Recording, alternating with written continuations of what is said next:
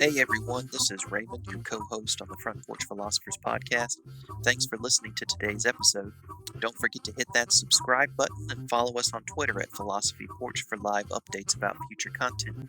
You can check us out on YouTube, Spotify, iTunes, and Google Play.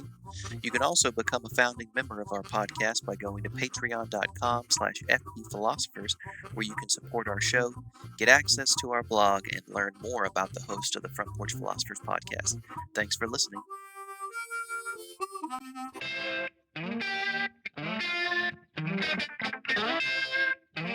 All right, we're live. Welcome back to the Front Porch Philosophers podcast. I'm your host, Thomas Jared Farmer, joined as always by my co-host, Michael Ganato and Raymond Perrier.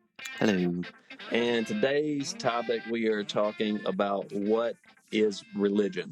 Wait, it's a special episode. Is it a special? Well, it is special because Michael is in the same location as me right now instead of exiled to I am Savannah, basking Georgia. in Jared's presence right now. And it is a wonderful thing. Mm-hmm. Raymond is still stuck in Mississippi. Yeah. So, It He's happens. cursed. well, It is cool to see both of you on the same screen. Mm-hmm. that's It's a very beautiful fair. sight. Yeah. Mhm. I mean, I don't go that far. Although it's a bit troubling that being this close to Michael, Yeah. because I find it stimulating. all right. So on topic. So what is religion? Go, Michael. Wait, you just going to start off like that? Yeah. No intro or anything? Just going to spring it on me? Yeah, What is religion? I'm the wrong person to be asking. You guys are the religious studies people. that's what I'm He's asking you. you're a historian though, you're right? the science So- guy, and you steered the conversation last time in my direction to press me on what is science. and- Okay. All right. What is religion? I would say an antiquated attempt to understand reality. All right. Now to someone who knows what they're talking about. Raymond, go. All right, so let's break this down and the terms that we want to talk about. I think I noticed that you had mentioned earlier, Jared, a couple of distinctions that we should make when we're talking about religion, mostly in just how we're approaching it. So there's, the philosophy of religion. There's approaching it from a theological perspective, phenomenologically. There's the textual aspect. There's apologetics. So maybe we should pick and choose our distinctions we want to work with, and then dive into them and define them, and kind of talk about how they break down the religion perspective that we want to talk about. Since we're doing that, let me begin with some definitions that you all will problematize and ultimately reject. That But would have been helpful to begin Yes. okay, well, I have to That start would- somewhere. yeah. All right, so let's make a distinction between a couple of different things. Before we actually go about defining religions, let's say what we're not really concerned with today, at least. All right, so the philosophy There of we go. religion. Yeah, that sounds good.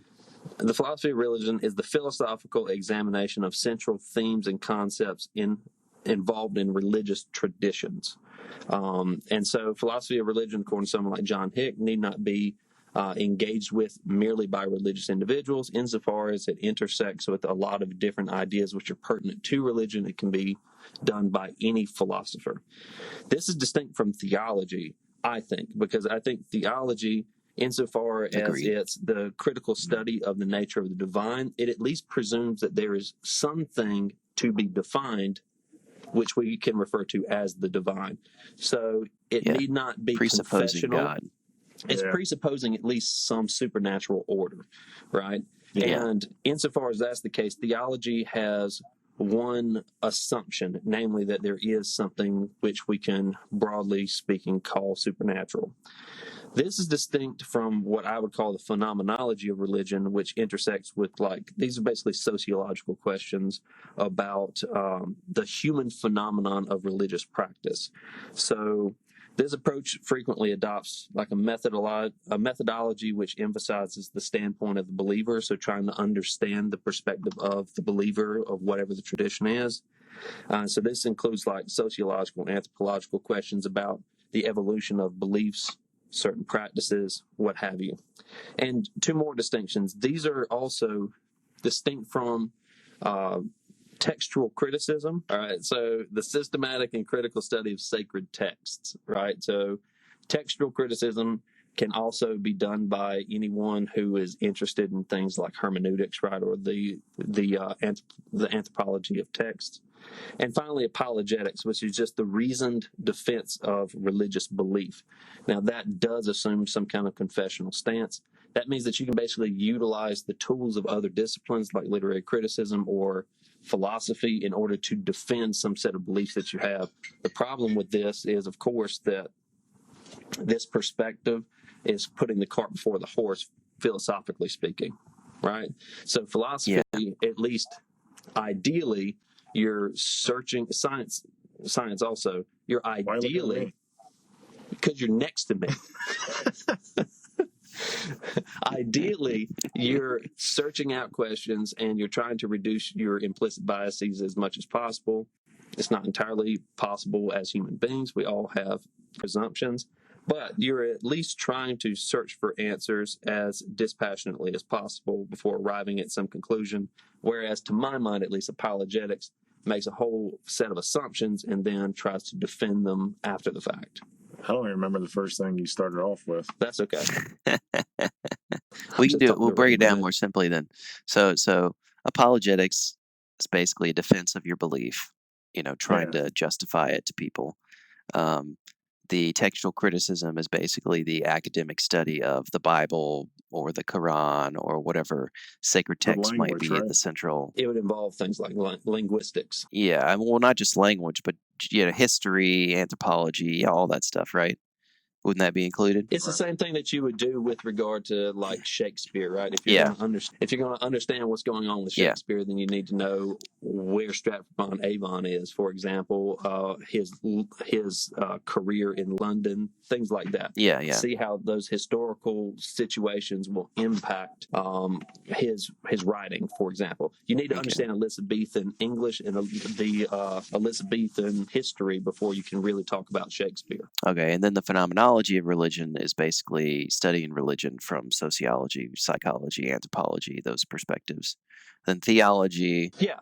is studying it from perhaps maybe we'd say within a tradition, like Christians who are studying a sacred text and trying to create like a belief system, like a set of truths that kind of order their lives is theological, right? Well, I think all that would be separate from what religion itself actually is, because what religion itself is, I think, is a series of signs and meanings which gives context and perspective to the individual's lives, and that provides some sort of question to the deeper answer of meaning, of individual meaning, and of value that person assigns to his or her life. What we're talking about, I think, is a little more academic, but I mean, all this has a practical side. Yeah. So by elimination, what we're saying is we want to approach religion from the existential perspective, which is basically what Michael just defined. Yeah, so I think about this in terms of, so Kierkegaard, for example, and Raymond's the Kierkegaard scholar, so he can back me up on this, or he can, shred it to pieces after I'm done talking. But so Kierkegaard thought that basically all philosophical and religious thinking was basically an outgrowth of human beings' knowledge of our own demise, right? So human beings are unique insofar as we are, so far as we can tell, the only animal that realizes that we're going to die. And insofar as we realize that we're going to die, then we also, having higher order cognitive functions, can analyze the content of our life, right? So we look for meaning, we look for patterns in existence, and because we look for a meaningful existence, then we ask questions about our existence. And outgrowths of these kinds of existential questions are kind of, I would say, the background for all searches for deeper meaning to existence. This involves science, religion, philosophy, broadly speaking. And religion, I think, is just, again, a network of kind of ever-changing symbols, rituals, cultural practices, ideologies, convictions. And this is why it's so difficult, I think, to talk about religion, because people have in their mind an idea of what they mean by religion. But I think that it's very difficult to actually speak of religions monolithically. Yeah. The degree to which I think that you can talk about, I'm sorry, go ahead. I was just going to say, explain what monolithic means for our audience. Well, you have roughly 2 billion nominal I want you to talk like a self-identifying normal Christians. person, Jared. I don't, but I don't. Michael, why don't you translate for him? Okay. I was just going I to don't say, even know what he's going to say, so I can't translate it. As with most things with religion. yeah. So if there's roughly 2 billion, at least nominal Christians in the world, people who self-identify as being some sort of Christian in the world, I think it's rather Pollyannish and naive to think that those 2 billion Wait, he just people. asked you to explain monolithic, and then you just threw out Pollyannish. This is going to be difficult if you keep stopping me. Yeah. That's a cultural I reference, don't know though. what that means. At least Pollyannish is a cultural reference and not an academic What one. the hell's that? From the movie Pollyanna. You think the people that are listening to this are going to know what Pollyanna is? All right, moving along. It means very naive, if you want me to. Yes. But okay, very naive. I think it's very naive and uninformed to assume that many people will have a really singular ideology that they share, right? I mean, there's going to be some meaningful set of beliefs and practices which overlap, but I think that a more helpful way to think about this is intersectionally. And before you stop me, let me explain what intersectionality is. Intersexuality? No, not intersexuality, intersectionality. That sounds less interesting. That's because it is. It very much is. So intersectionality means that you as an individual have a number of experiences and you have your identity intersects with a lot of different things. So your gender, race, ethnicity, the historical moment in which you live, culture, the language that you speak, all of these things go to make up who you are as an individual. Now, you as an individual are a unique makeup of all of these different patterns, right? Because you fit at the intersection of all these different things. But other people also share incidental things, right? There are other people who share your ethnicity. There are other people that share your linguistic background. And religion is kind of like this. I think whenever you have a high number of intersectional things between symbols, cultural practices, beliefs, then at that point you can refer to people as being members of a similar community, right? They have a large degree of intersection over their belief structures, even though each individual likely sees the world from a unique perspective, right? So it's kind of like members of a political party, right? So maybe broadly speaking, you identify as being members of the same political party, even though Yeah. you have a lot So- of incidental beliefs which are not shared by everyone in the party. Mm. So I think religions are similar to this. So this is essentially I feel like that was a good description of sort of a communal, a caveat for understanding religion from a communal perspective. So that there is an underlying set of beliefs that are agreed upon, but ultimately each individual is kind of their own religion or has their own religion to some extent. So, And I would add to that a little bit. Oh, you go ahead. okay, go Raymond. ahead. You haven't talked Go much. ahead, man. I was just gonna say I want to deep dive into the individual aspect, the existential.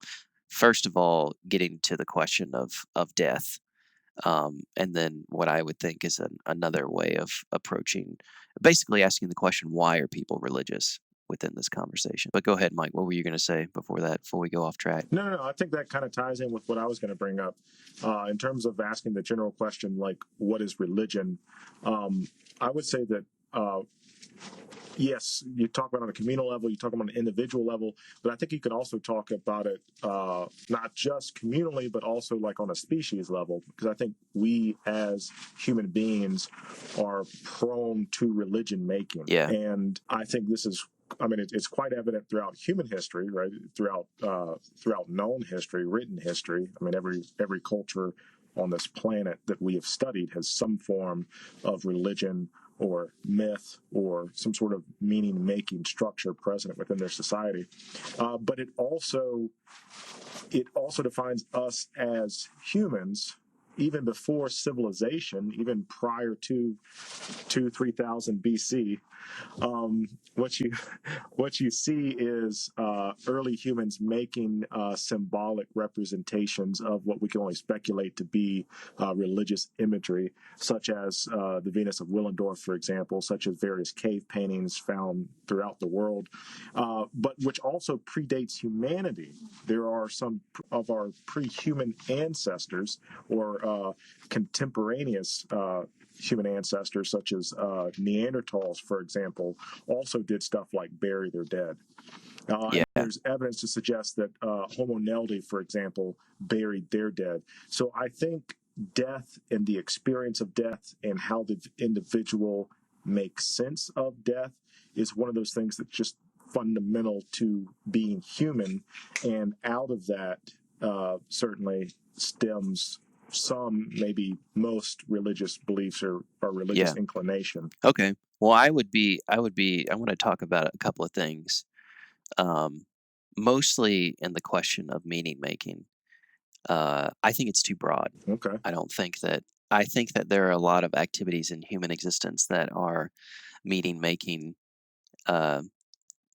tasks that have no religious bearing. Right. Yeah. So I want to narrow in on what I think more central to the sort of existential experience of religion, the sort of foundational root of like why there is religion in the first place. And I'm not entirely convinced that death is. I know that there's a huge tradition coming out of the existential realm of philosophy of religion with Kierkegaard and Heidegger and Sartre and all these people who want to talk about the meaning of existence. But I don't know if the death drive or the idea of death is as. I don't know if it's as powerful as. I think so. Let's just put up a hypothetical example. Well, explain yourself then. Yeah, let's put up a hypothetical example to get Can't into just this. throw that shit out there and then not follow up with it. Well, that's what I'm about to get to. So if Stop interrupting. Michael, I'm going to ask you a question, Michael. We'll do it this way. If you were immortal, Oh man, if you were immortal, That's not a good thing to start with Michael. yeah, it'd be amazing if Michael was immortal. If you were immortal, would you still search out meaning in your life? if I was immortal, would I still search out meaning? Would you search out meaning? Would you do stuff? Would you exist as you are now? Maybe, I mean, obviously, and maybe in different ways of existing, but you would still like try to make meaning in your life if you were immortal, right? Probably for a little while, maybe for like a few hundred years, but eventually I'd probably get bored and disappointed and depressed. I mean, I'm already depressed, but like it'd probably get worse. Yeah, so that's potentially true, of course, but still, you would assume, I think, that people, even if they were not mortal, would still try to strive to make meaning in their lives. So I just don't see that as like a necessary connection. I'm not saying death doesn't play a role. I think when people contemplate death, it spurs on the way that they see life, and that gives them new vigor sometimes, or it depresses them. It changes their mood, their temperament, their attitude towards things. But I'm just not 100% convinced that that is necessarily the root of all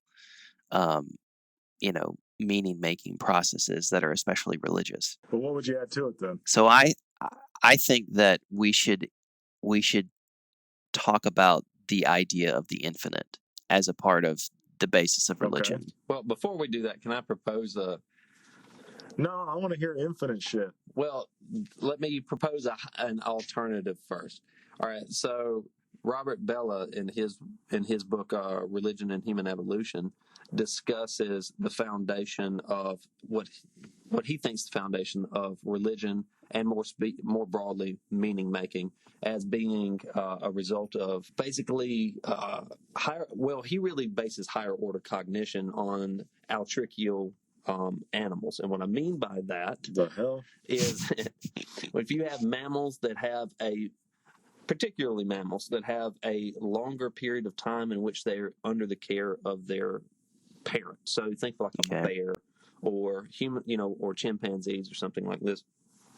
Then what is able to happen is you lose. What about a dolphin? maybe dolphins. I don't know enough about. Definitely, I'm not a definitely dolphins. biologist. Anyway,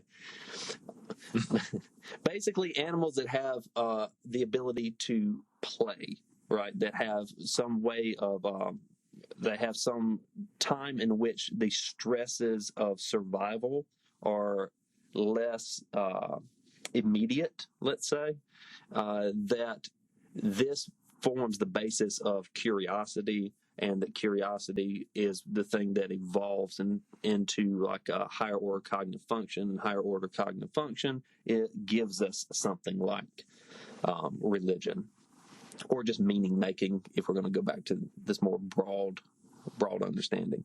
So I don't want to take away from anything we're saying or move to a different direction. I will just acknowledge that there are alternative explanations beyond like a Freudian death drive to say that maybe play in altrichial higher order mammals could be at least the cause for higher order cognitive function, which would allow for the possibility of something like religion and Yeah. philosophy.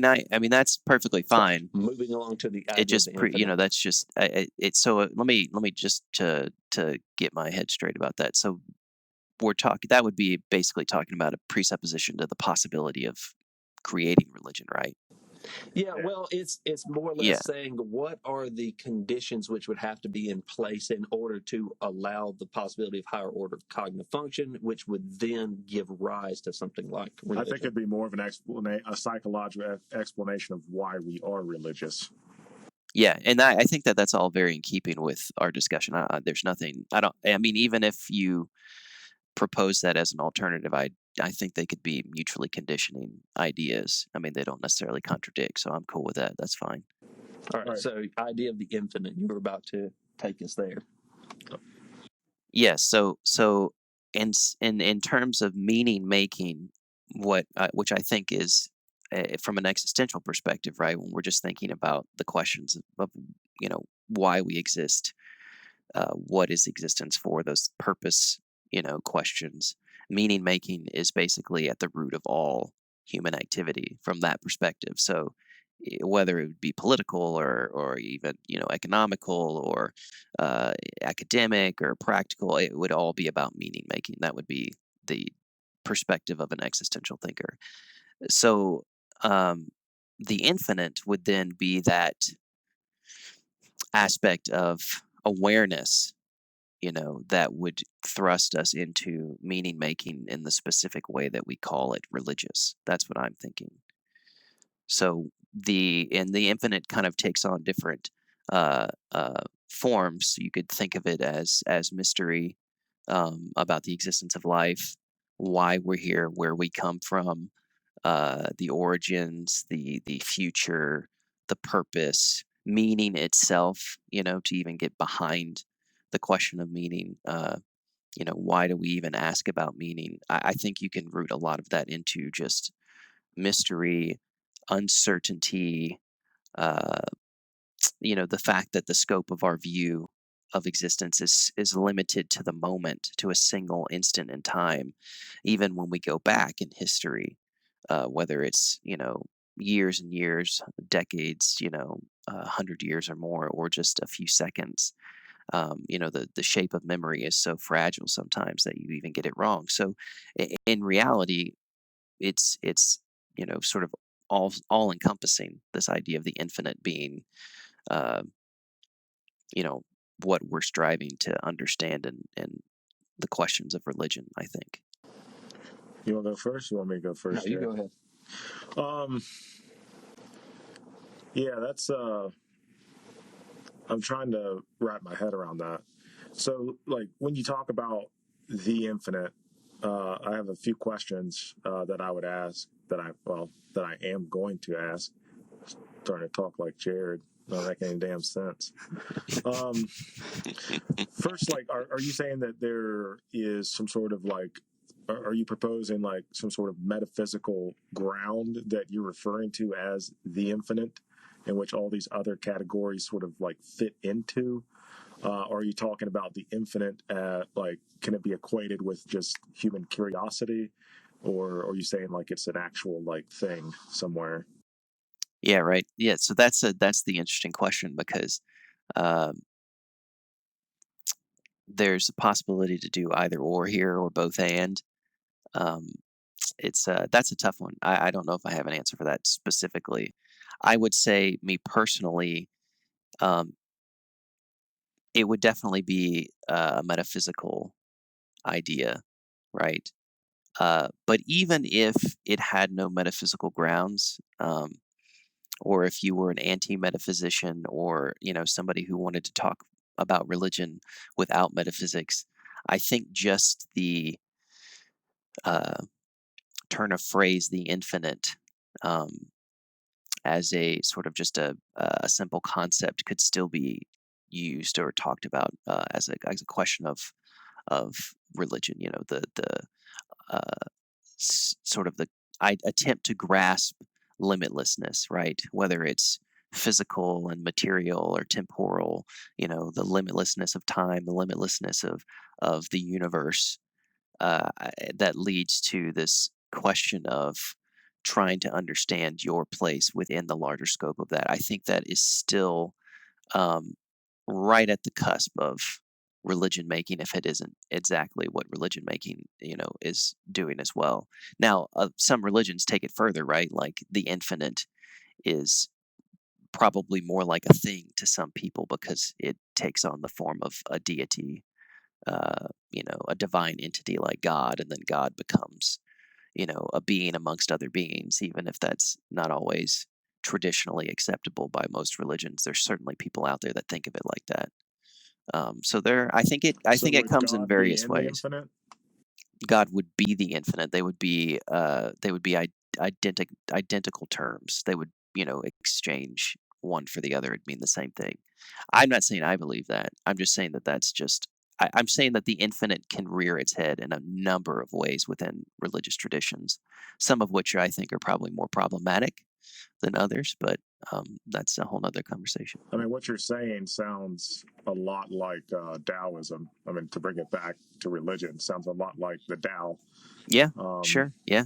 anyway, go ahead, hmm Jerry. Well, I think most traditional religions, the mainliners, especially the Western ones, many of the Eastern traditions, whether they're just philosophies, or whether they're actual religions according to like Western definitions, um, they all have some engagement with something that you could call the infinite. Um, I think, yeah, that's been my experience. I think that when you talk about the infinite or ultimate reality or the ineffable, um, there's a couple of, I mean, this is the reason why we have this breakdown in terms of metaphysics and theology versus something like the anthropology of religion. Because for the anthropology of religion or the phenomenology of religion, something like ultimate reality becomes just a placeholder that you want to bracket out and say, well, we can't really say that whether there is or there is not this ultimate reality. What we can study in kind of a more scientific way is human reactions to what they take to be ultimate reality.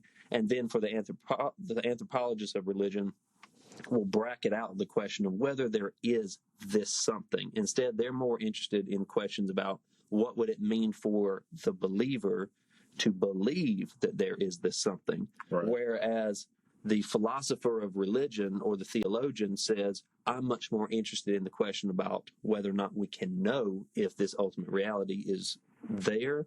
And if so, what can we know or say about it? And so the average person, I don't think understands or appreciates that there's a huge distinction between these two kinds of questions, such that if you were to point out the strangeness of some practice or something, that does not necessarily undermine the further question about whether or not there is some reality. I mean, point Right. out one issue would be something like the psychogenetic fallacy that's violated by the Freudian assumption that we're basically just projecting our inadequacies towards our fathers into the sky, right? Yeah. That we all have this inadequate relationship with our fathers, so we create this ideal relationship and we project it onto this sky deity.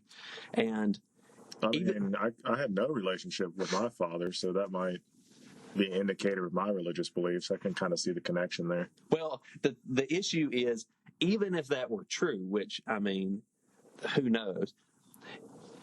even even if it were true, that doesn't answer the question about whether or not there is something and if that thing is knowable, right? So even if it turned out to be the case that we were psychologically predisposed to believe something, it doesn't say whether or not that thing is real any more than it would say, any more than it would be true that we're psychologically predisposed to look at scientific questions would undermine any findings that we make with regards to science. Yeah. Yeah, that's a great point to make, because I just want to add to that, because all I'm trying to say here is that this is from a professional opinion of a religion scholar. This is what I think is one of Who? the central themes from this guy sitting next to me. One of the central themes of of this of this uh, way of looking at religion, as a phenomenon, as an observable thing out there in the world. I'm not trying to say that it's justifiable either. I'm just saying that this is what I think is at the base of many people's experience of religion, even if they don't necessarily have terminology for it. I think that that's what's going on there. Mm-hmm. Well, So that was a good point to make, Jared. Most of the people that I encounter say, even in the context of teaching philosophy, what I find whenever we come to discussions about the divine, however defined or constituted, when people go to make, say, a formal argument within the context of a paper, they want to argue against belief in the divine, and what they end up writing is a paper arguing against a particular confessional religion. And I say, these are not the same thing. It's perfectly fine to reject the notion of God, and just as it's perfectly fine to reject whatever this confessional faith is. But simply pointing out that there are inconsistencies or problem with a particular practice, one that's very parochial. It's a very limited way of approaching the problem, but then it still does not undermine anything, because what I would have to point out is, even if all of what you're saying is true, that still doesn't get at the question of, is there something out there and can you know it? Right. Yeah. And that's a whole other question that we might leave for the philosophy of religion. Not is there something out there and can we know it? Because that's maybe not something we could do in an hour podcast.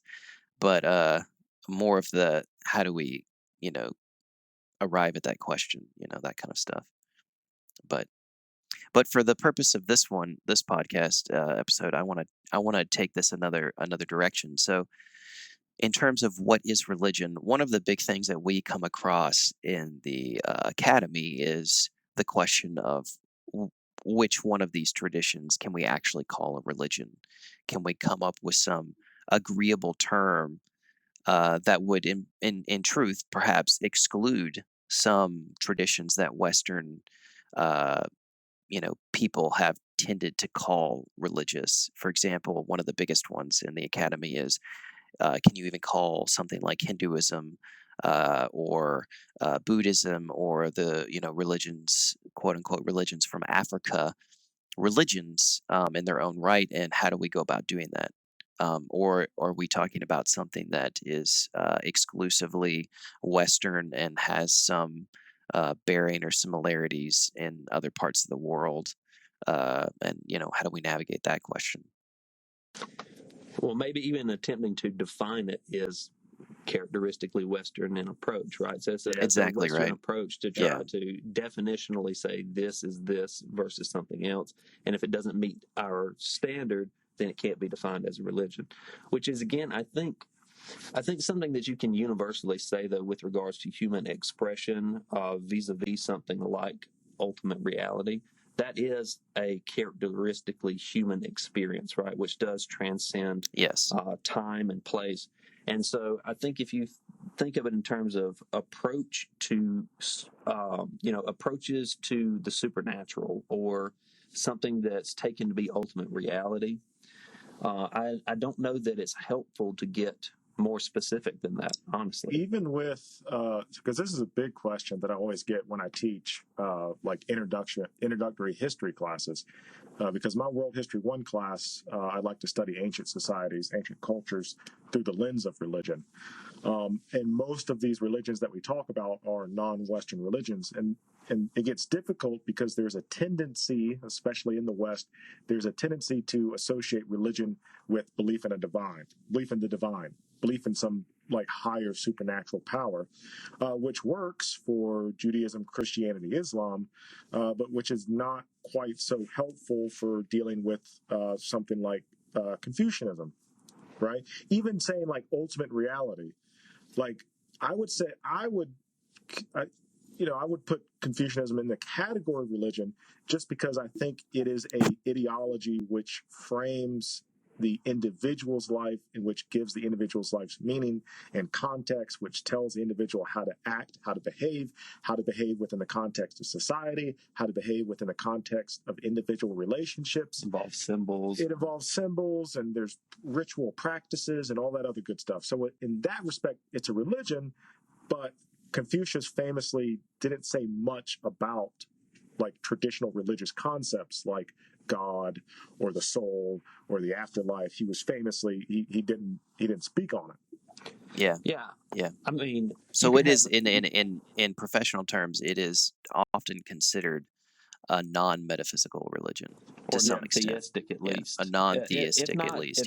If not non-metaphysical, then at least non-theistic. You could put Jainism in the same category. Right. Yes. I mean, there's no deity per se in Jainism, but it does have a structured order to existence, and you're supposed to understand your life in relation to that context. And so, I guess that the most helpful thing I think maybe suggestion is to leave ultimate reality undefined and just say that basically it's an ordered life relative to what the individual takes to be ultimate reality, but we have to leave ultimate reality as kind of a placeholder concept, which can be kind of filled in different for each individual. But here's what I think is really interesting about defining that way. Oh, you go ahead. No, go ahead, Mike. What were you going to say? I'm curious to know. I was going to say, like, I agree with Jerry. I agree with what he just said. And I think that's a functional definition.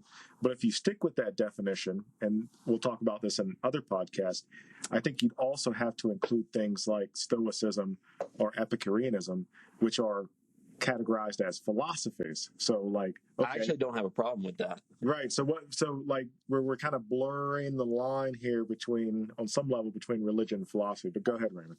I'll take that a step further. How would then you define it contrary to a patriot, or a politician, or somebody who has dedicated themselves to the ideals of a society or a culture or a political atmosphere in which the fervor and the dedication and the way that they live their life is totally structured by that overarching way of seeing life. For myself, I would take that honestly as a characteristically religious response. Yeah. This is perhaps something that would separate me from others. I see that as a religious response. Yeah. This is one of the reasons why I see religion as suffused through human existence, is because I don't want to narrowly define it to these monolithic traditional religions like Christianity, Islam, Judaism, and say anything that's not this is not a religion. I take a more broad approach to religions and just say it has much more to do with a religious response to what you take to be ultimate. And if what you take to be ultimate is a cult of celebrity, or if you take it to be the cult of patriotism, or you take it to be any of these different things, those are characteristically religious responses. I think a more holistic and a more healthy approach, perhaps, would be to ensure that the things to which you are dedicating yourself have a more defensible grounding, right? Because I think that maybe people have a cult of celebrity. I don't know that that's you can have a healthy religious response to celebrity, even if you want to characterize that as being religious. Right? I think Yeah. you can find a better grounding for what you want to define yourself around. But the fact Yeah. that you will be defining yourself around some set of ideas, symbols, beliefs, I think that that's irreducibly human. I think that is a Yeah. fundamentally human response to what you take to be ultimate, however, whatever it is that you take to be ultimate. Yeah, I think piggybacking off of what Jared said, one of the interesting things about modernity, 14th century onward, is the rise of what scholars call civic religion, which is the merger of nationalism, pride in one's country, pride in one's where they were born, the merger of nationalism with religious belief. You see this in the United States, especially. Its heyday, I think, is pre-Civil War, post-Civil War is when it's at its strongest. But you get religious connotations of state and nation and of service, of duty to one's nation. Almost takes on it does take on Yeah, not almost. an overtly like religious language and meaning. So much so that like serving one's nation or serving one's state has the same, I think, like ethical oomph that like being a priest does or like being a community coordinator does. I mean, I think now we've seen those two kind of come together a lot. Well, that's the reason why you have civic practices like why do you have parades for soldiers returning from war? Yeah. I mean, it's a very religious thing to do, right? And this goes way back. I mean, that we're the notion that we're a city on a hill, right? Yeah, Set apart for God's goodness. That we are to be a light unto the world as a nation, referring specifically to the United States in this context. This goes back to before the founding of this country. Mm-hmm. So yeah, I would think that we need to take a more broad understanding of what is meant by religion. And I think if we could do that, this is the other thing with, I think, a division, as Mike said, between something like Stoicism or Epicureanism.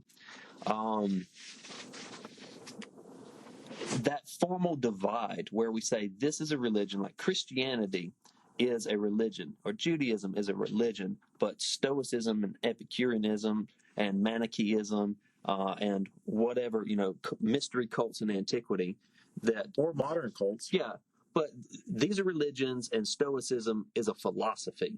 Yeah. Well, there's a lot of metaphysical talk in ancient Stoicism, and that formal divide between religion and philosophy, that is a modern idea. Oh, yeah, I think so. You had different words to talk about these things, obviously, but I think within the mind of the ancient, the formal break between these two things, there was the boundaries were a lot more porous than they are now. What are your thoughts, Raymond? You look Um, constipated over there. Thank you. I am constipated on y'all's ideas. I can't seem to get them through the All right, colon. let's not take the analogy to its logical conclusion. No, I agree with that wholeheartedly. I think that that's one of the benefits, which I know that there are many scholars out there who study religion, theologians, biblical scholars, whatever kinds of scholars that are more committed to studying within the tradition of a faith.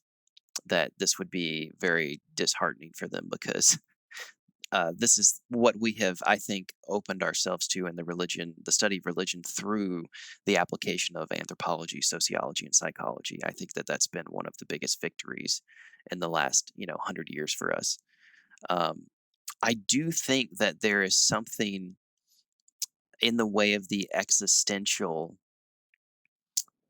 definition of religion, which I think still includes this aspect of the infinite that um,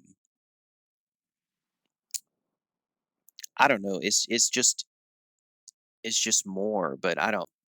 It's a tough it's a tough thing to I'd have to sit on it for a while and think more about it. This has been more enlightening of conversation, so I'd have to chew on it a little while. But when we start talking about the ultimate reality or the ultimate concern of an individual, uh, I believe that all religions, the traditional and the non-traditional kinds, as if people dealt with the discussion over history, between whether or not Islam and Judaism and Christianity are the only true religions, or whether or not there is a single true religion. I think that we have come to a conclusion now that religion is a very open concept, and there's not one true aspect. And I think that that's been a victory for us. But I still think that there is something more fundamental to distinguish between the celebrity cult and other forms of religion. But I'm not sure if I could actually justify that. I'd have to chew on it a little longer. I just don't know if I could call that ultimate concern or ultimate reality. Well, you couldn't, but perhaps the person involved in it would. Yeah. Exactly, right? Exactly. Which I may just have to uh, defer judgment for that right now. But I want to leave that open. We can come back to it in another episode, maybe, or if the conversation evolves to where I have a better sense of what I'm trying to get at. I think that we can pick it up then. I just think that there's something there for to put it in an example like Carl Rahner talks. There is mystery in the world that we approach via science, via different forms of study of life, whether it's practical or academic or whatever. But then there's this sense of fundamental mystery, absolute mystery. And I just don't know if I think that you could justifiably say somebody would be referring to that when they're talking about or thinking of that sort of, which I think is the infinite, right? That's what kind of defines the infinite, is in sense this expression and sense of fundamental mystery, absolute mystery, right? Something like that. That's kind of only understood, or not even understood, but intuited, right? We don't really grasp it intellectually. I just don't know if that's of the same category of religious experience as somebody who's obsessed with a celebrity. So I don't know. I'll sit on it more. But I think the response is similar, is more or less what I'm saying. The response is similar, and you're taking it as ultimate. Maybe if you were ever to sit down and reflect upon it, then you would have to say, well, they're not really the same thing. But the issue is for those individuals that's where they're planting ultimate meaning in terms of their response in existence. I don't think they're being deeply reflective about their own life and experience. Right. Maybe that's rather elitist for me to say that. Damn, Jared. But I think it's true. Maybe they're not being reflective, but you could say that about a lot of things, right? I yes, think yes. the response is there. You recognize power, some sort of power, whether it's in the mystery of celebrity, right? And you want to put yourself in relation to power somehow. I don't know how that's functionally different. Going to a church service versus going to a concert to see your favorite celebrity, right? If you're Yes. really obsessed No, with the celebrity, practice those both, yeah. the practice isn't of concern. And that's why I say that I think the limit here is we've reached the limits of what a sociological, anthropological, and psychological discussion of religion could get you, which is to say that people who are obsessed with Mississippi State University football to the Had point to take it where, there, didn't you? yeah, I know, right? But that's a real thing, in the same vein of celebrity obsession is, obsession with, athletics of the sports industry in general. I think that could be. I've actually had the experience of friends who are sociologists of religion, like literally sit down and take notes of people standing in line to get football signed by a head coach at Mississippi State University, just because he Right. thought it was an interesting example. Took pictures and used it in courses to ask, is this religion? That kind of stuff. But that's still only within the confines of a sociological, anthropological, and Yeah. or psychological discussion of it.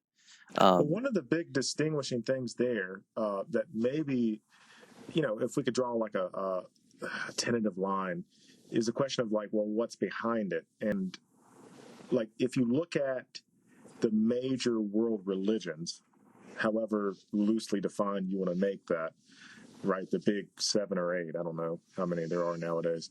But the beliefs that most people subscribe to, if you ask, well, if you ask the person what lies behind that, right? I think the practitioner that takes his or her religion seriously would say, like, yes, I do these rituals, yes, I say these certain types of prayers, but ultimately what I'm trying to get to or get in contact with or whatever is something beyond that, right? Whether they call it Yeah, God or ultimate reality or the Tao or whatever, right? Even getting yeah, in touch with oneself, one's true self, whatever language you want to use. And I don't see that per se in something like football. And again, yes, this is not yes. my area of expertise, but if I was going to make a distinction, that's probably where I would try to make it. Yeah, and Well, I just like add on to that real quick. That's what I'm kind of getting at. This is where because we keep falling back on meaning making, and you can participate in traditional forms of religion as a part of a community or something, and establish meaning making in the same way that somebody who's obsessed with a celebrity or who's patriotic or a nationalist, whatever, might establish meaning making through the Constitution or a declaration of some sort. Um, Yeah. but that's not. I think that on an individual level when we get to I keep falling back on the existential experience of religion, the idea of a religious experience. um, I do think there might be a difference. I think that that's something that we could pinpoint as a difference between that and the anthropological or the sociological manifestations of religious practice. uh, Yeah. Yeah. and then well, maybe that's a problem with our discussion of sociological discussion of religion, is that then we're not addressing religion in its proper form, and that these are just human activities that could be discussed in a larger framework of sociology, including practices of religion, which would then just be practices of humanity more truly. And I don't know. That's a whole nother discussion. Let's just ignore that rant. well, one other, I don't know if this will be helpful or not, but Luke Timothy Johnson, in his book Among the Gentiles, he talks about different approaches to religiosity, like several different ways in which people are religious. And then what he does in the book is he points out different writings which are manifestations of these, what he takes to be different forms and approaches to religious discussions. So he talks about religion as participation in divine benefits. So basically, be like, I say prayers so that I get things back, right? So some kind of Yeah, participation yeah, in divine benefits. Another would be religion as moral transformation. So, the example like this, you could see this in something like Epictetus, but you can also see it in something like uh, the Gospel of Matthew, right, which puts a lot of emphasis on being on discipleship and being like Christ. Religion as transcending the world, so something like escaping from the parameters of this world, self transcendence, something like that. And the final one that he mentions is religion as stabilizing the world, which I would have to go back and see how that is functionally distinct from something like moral transformation. Um, I yeah, guess that would be more of a social awareness, because it's not strictly focused on the individual. It's more on like fixing the world. yeah, Um, Kingdom of God and all that business. So I think that if anything, we need to have a more broad understanding of how we would define religion, but also how would we define being religious. yeah, So yeah, as you said, it's not Yeah. simply one approach in terms of death drive, but maybe are involved in religions, either traditional religions or new religious movements, or even something like cultish behavior relative to something that you take to be powerful, like football, for example. yeah, yeah, That people are involved in these things for different reasons. Some people are involved because they feel some benefit from it. Some people are involved in religion because of its social transformative aspects. Some people are involved in it for self transformation or self transcendence. Religion is a very broad and interesting topic, and I feel that a lot of times people fail to recognize all of these various dimensions because they see religion as a set of beliefs, and if you don't adhere to those beliefs, then you're kind of not religious. And I think that that's rather Well, some religions are structured that way, They though, are, right? yes, yes. yeah, That, to be fair, that is the case, or at least that's the way that a lot of believers themselves Yeah. yes, yeah, think of their religion, which is I adhere to this set of doctrines, and this is the orthodox doctrine, and you believe these beliefs, and you're okay. yeah, Yeah, I mean, I think amongst the major monotheistic religions, specifically Christianity and Islam, I mean, it is predicated on belief in certain propositions, right?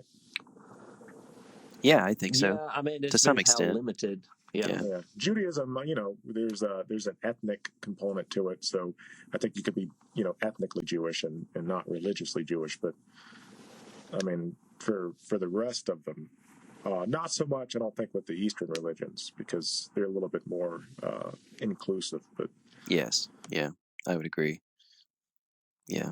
And then the Western religions are not necessarily exclusive, but traditionally speaking, they probably historically speaking, I think they probably been more exclusive than they've been open. Um, perhaps I'd have to look at that more closely, but that's probably a fair assumption.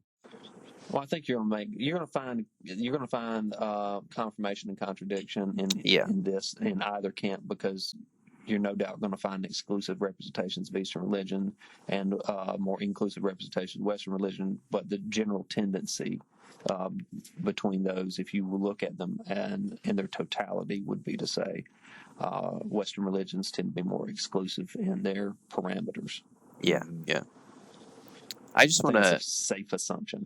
add one thing to this discussion that always I think comes up because I know that there's a desire to be inclusive in religious studies now, especially, which I think is fine, all good and well, and I agree with it. But I also want to point out that um, by saying that something is not, I think, a religion or religious behavior in the way that I would define it according to, you know, the existential aspect of it is not to say anything negative about a person because I don't think there's anything inherently wrong with being non-religious. So just putting that out there why are you looking at me? because you're the only one on the screen. I can't actually see Jared. I do want to point out one thing about this. So I was recently revamping a paper that I'd written in response to Hans Peter Grosshans. Why would you even bother? I mean, your papers are all trash. Well, you gotta work at them. You gotta work at them, make them a little bit better. Look for extra commas and stuff. Can't really much help the content.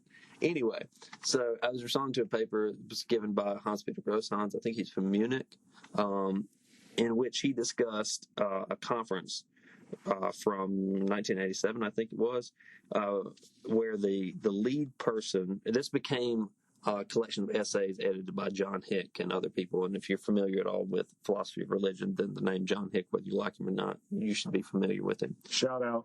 Shout out to John Hick. Rest in peace.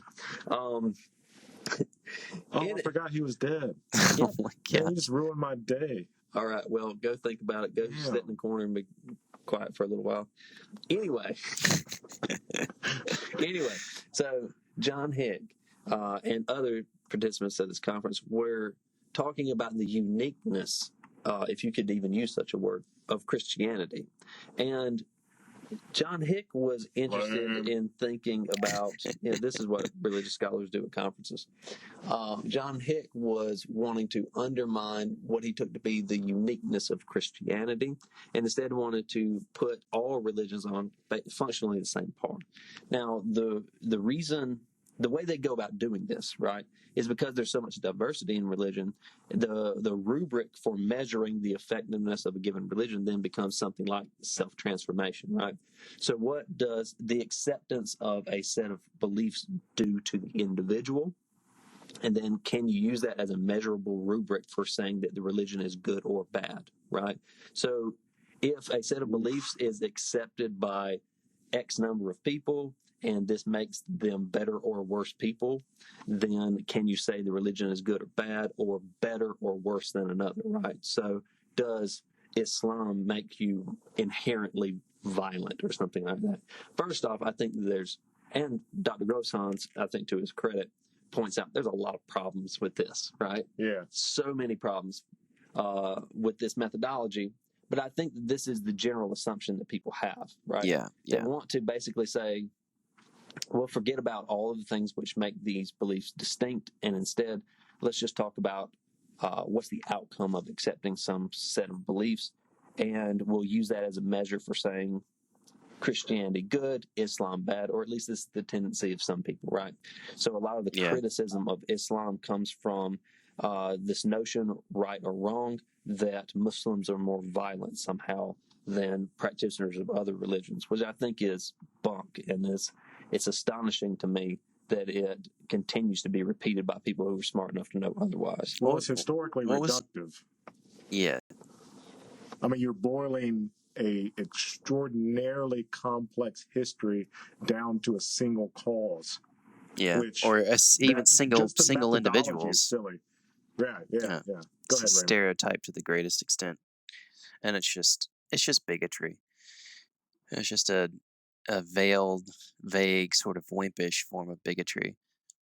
Yeah, stupid. Well, I think you hear something similar when you hear again people who are educated enough where they should know better repeat things which sound smart but are even under the light of a little bit of scrutiny rather ridiculous. When people say things like, "Well, religion is the cause of all major wars in history," no, Yeah. it's not. And even if it were a cause, like you've just ignored large chunks of history. like I think Economics, fights over politics, yeah. resources are I would go on to say it was likely the major cause of conflict in world history, distribution of resources. And that's just a way of, scribbling down your own historical opinion without considering, broader spectrums of things. I mean, even history of religion is not, like major transformations within religious traditions are oftentimes have nothing to do with the religion itself. It has to do with social, economic changes, movements that influence it from outside of itself, that kind of stuff. I mean, it's amazing.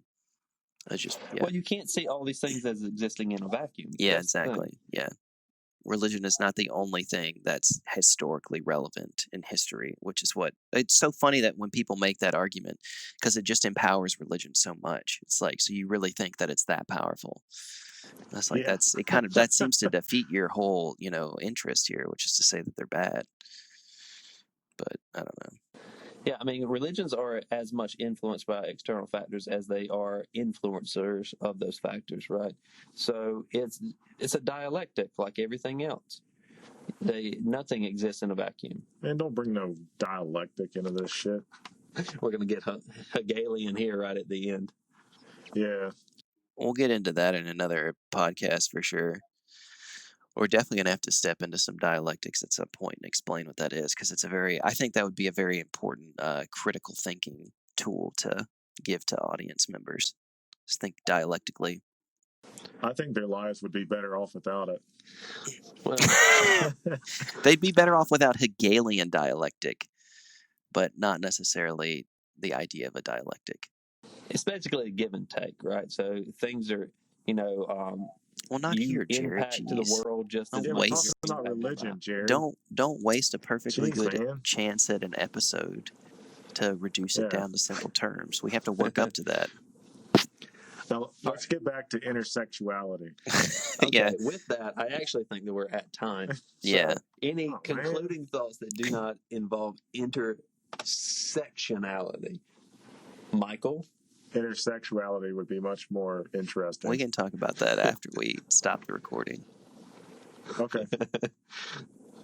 Do you have any? Those are your concluding Those are my thoughts. All right, Serious Raymond, go concluding ahead. thoughts. I think that we've covered this well. We can definitely come back and address some things. I think it'd be worth coming back and maybe dealing with this in theological terms, maybe even in sacred text terms, just for the sake of education. I don't know. It'd be interesting, maybe just to voice our, dislike of certain aspects of religious study. But Textual studies in particular. yeah, textual studies in particular. Sounds good to me. Yep. But at a later date, there are more interesting topics to talk about in the interim. Well, so what is the next one? I think the next episode we were talking about. So the question today was, what is religion? Next topic will be, what is philosophy? And so these will be kind of a jumping off point for additional episodes where we talk about more specific things. But I think it's good to cover broad topics first so that we can get some idea about what is meant when we say something like religion, philosophy, word, and the way in which these things interact with each other. All right. Yep. So that's it for this episode. So I've been Thomas Jared Farmer. Woo! Michael Granado. And Peace. Raymond Perrier. All right. See you next time. Bye bye.